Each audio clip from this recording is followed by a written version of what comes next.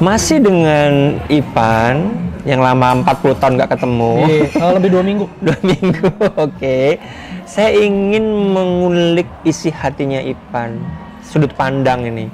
Kalau dari orang lain, kalau ngelihat dengerin omongan kan kurang puas nih. Aku pingin langsung dari hatinya Ipan.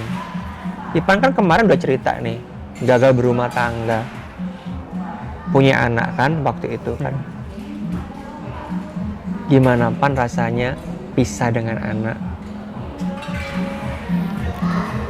Bahkan waktu itu sebelum dia lahir ya sudah pisah. Jadi umur 2 bulan tuh udah kehilangan perceraian aja bikin kamu drop gitu. Ya. Ini anak, darah daging kita. Itu hal terberat sih Mas. Jadi ini dalam sih. Iya, gimana? Kesenangan yang selama ini gue dapet itu kalah ketika anak gue tidur di dada gue. Itu masih umur 8 bulan. Ya 8 bulan. Gue tengok ke Jakarta. Sempat dampingin kan waktu lahir kan? Ya. Oke, pasti kan ketemu ketemu ya. Terus pertemuan ketiga itu lagi jalan-jalan, aku gendong, ketiduran. Oh itu rasanya, aduh Mas itu. Iya, tahu. I feel you. Merinding kan jadi. Iya. Itu nggak ada yang bisa ngalahin deh rasanya. Itu kalau misalkan hormon kebahagiaan apa hormon endorfin ya, itu udah nggak ada yang ngebendung tuh. Wah itu parah sih, itu super happy ya gue pada saat itu. Jadi nggak kayak yang dulu yang gue rasain happy, fun, drugs dan lain-lain itu nggak ada apa-apanya sih. Itu hal terbahagia. Kalau Mas nanya hal terbahagia apa sih Pan yang lo pernah alamin, ya itu anak gue ketiduran. Di sini masih ada fotonya, gue simpen. Oke. Itu mungkin deep tuh. Mungkin pembicaraan kita ini akan jadi saksi.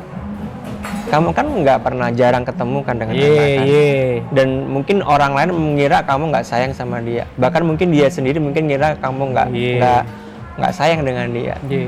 Tapi suatu saat ketika dia kelak bisa paham tentang keadaan kenapa apa yang terjadi kalian dengan istri dulu, bapak ibunya cerai. Mungkin dia akan menonton video ini, ya kan? Dan dia akan ngerti isi hati seorang ayah ini ternyata dalam banget, ternyata sayang banget. Harapan gue itu sih, harapan gue di setiap doa gue pasti gue berserah diri sama Allah. Kalau nggak dicoba untuk gimana caranya supaya lebih intens ketemu? Gimana ceritanya ya? Ya pokoknya ada satu hal yang nggak bisa. Ada satu hal yang gue susah banget ketemu anak gue. Oke. Video call aja susah banget. Iya. Gue sudah minta jadwal per bulan, tolong kasih jadwal gue sebulan sekali untuk ketemu anak gue. Yeah. Itu nggak diizinkan. Atas bla bla bla bla, nggak usah cerita lah ya. Iya. Terus ya udah akhirnya sedih dong Pan. Waduh mas sabar tuh. Bayangin aja dari bayi, umur berapa sekarang dia ya? Sekarang 2 tahun setengah. 2 tahun setengah. Jadi wah, manggil kamu apa? Nggak tahu. The first word. Nggak tahu. Kata pertama apa yang dia ucapkan? Nggak tahu mas. Perkembangan setiap detik dia berdiri, ngomong, jalan. Nggak tahu. Tapi sebenarnya kamu pasti kangen banget kan? Waduh. Gue orang yang sebenarnya paling sebel nunjukin kesedihan gitu kan, kayak sama temen-temen atau story Instagram dan lain-lain. Gue nggak pernah yang namanya nunjukin kesedihan. Cuman di sini gue sedih kalau lu tanya kayak gitu. Gue cuma bisa berharap suatu saat nanti ketika dia udah punya akal logika, dia bisa nyari gue. Walaupun banyak terpaan, ya. Misalkan ada yang bilang lah bla bla bla, bokap lu bla bla bla, biasalah manusia kan. Mereka lebih mudah membenci daripada mencoba memahami. Terkadang kan gitu manusia. Semoga dia punya akal logika yang bagus, pasti, dan nyari gue. Amin. Dan apa aja gue kasih lah. Bahkan kendaraan tersayang gue bakal gue kasih kalau dia mau make kendaraan tua. Apa yang kamu lakukan kalau kamu kangen banget sama dia? Gak apa, lihat fotonya aja udah.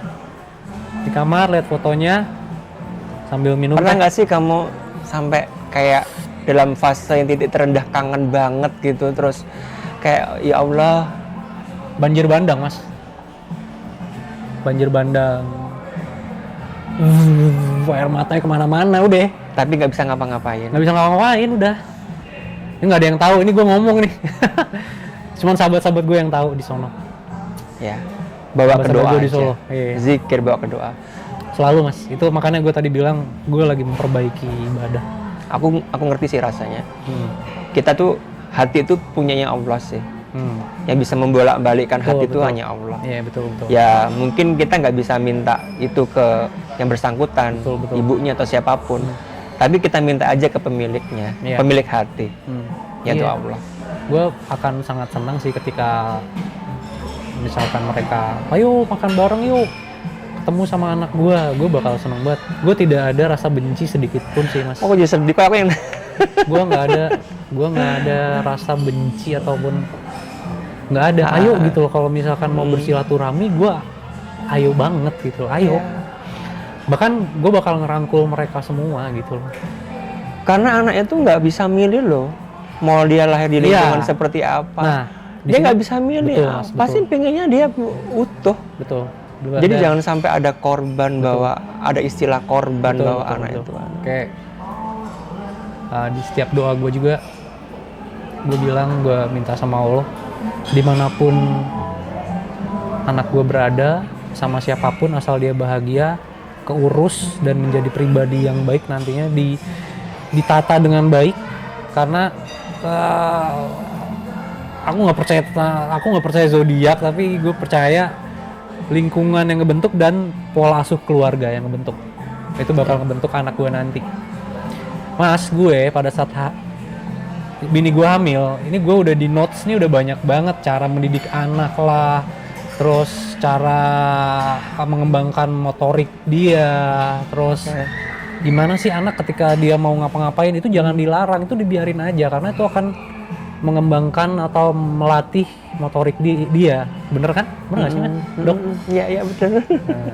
I feel you, maksudnya kamu udah nyiapin semua. Aku tahu, makanya aku tahu ini kamu udah nyiapin semuanya. Jadi mau menyiapin jadi ayah yang baik. Tapi sekali lagi kenyataan ini nggak sesuai dengan apa yang kamu harapkan.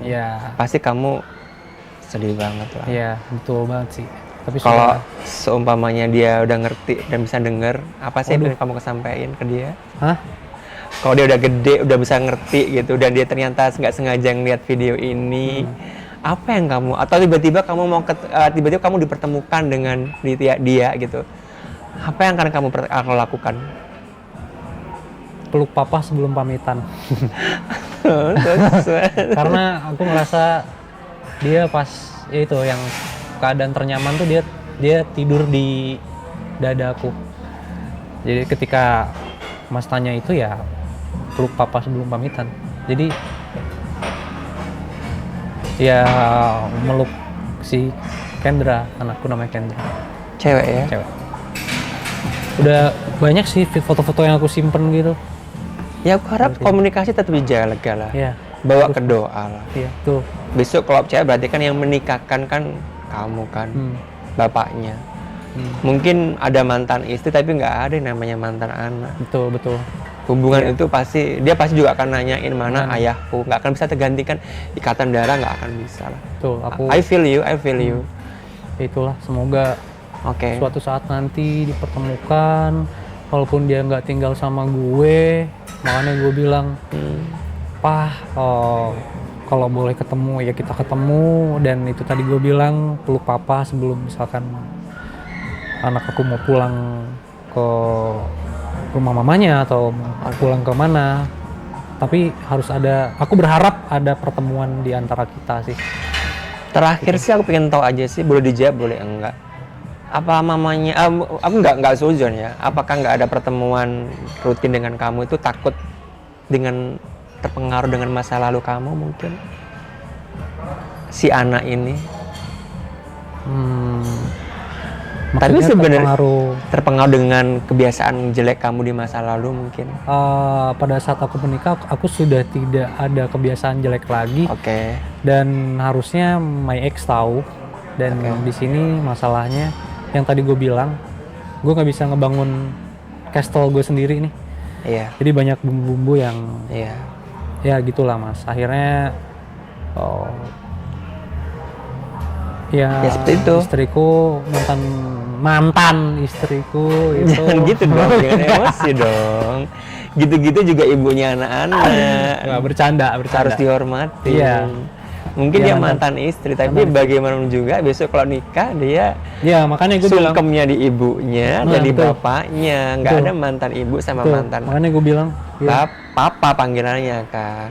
Iya. Dan dari setiap perceraian itu ternyata kalau orang bilang korban tuh nggak hanya anak doang. Seorang suami yang mantan ex-nya tadi, seorang ayah juga punya perasaan. Dan ternyata perasaannya seperti ini. Ya kan? Ini kan aku lagi ngomong dari perspektifnya seorang ayah karena perceraian berpisah dengan anaknya. Mungkin bukan cuma gue doang yang ngejalanin ini, mungkin mantan bini gue juga pasti ngejalanin. Pastilah banyak lah di luar sana banyak. Dan gue bersyukur banget dia sekarang gue lihat udah bahagia, udah happy, udah lihat dari mimik mukanya dia happy banget dan aku ikut senang.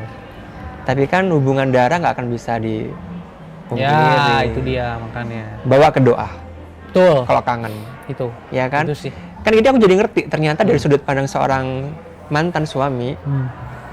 Nggak ada mantan ayah ya. Seorang ayah yang dijauhkan karena perceraian dengan anaknya. Ternyata sayang banget, dalam banget. Banyak hal yang sudah kamu siapkan untuk anak kamu. Iya, betul. Mudah-mudahan, siapa namanya?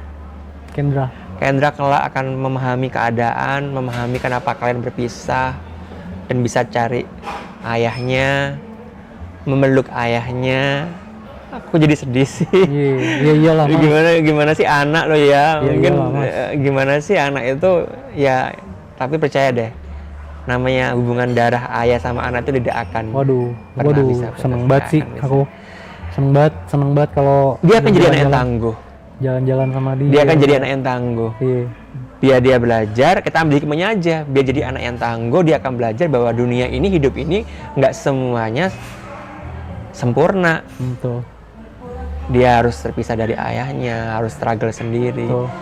Kita doain semoga anakmu ini jadi anak yang tangguh, sukses, sehat terus. Besok kamu bisa nikahin anak kamu, ya kan? Dengan kondisi yang lebih baik. Pan, makasih banget udah ngobrol-ngobrol dari hati ke hati. Sama-sama. Ini sangat dalam banget.